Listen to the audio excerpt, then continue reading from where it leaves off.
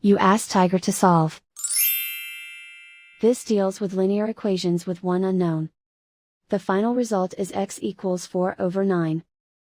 Let's solve it step by step. Simplify the expression. Simplify the arithmetic.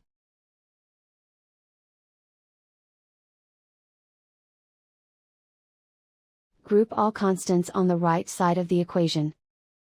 Add 4 to both sides. Simplify the arithmetic.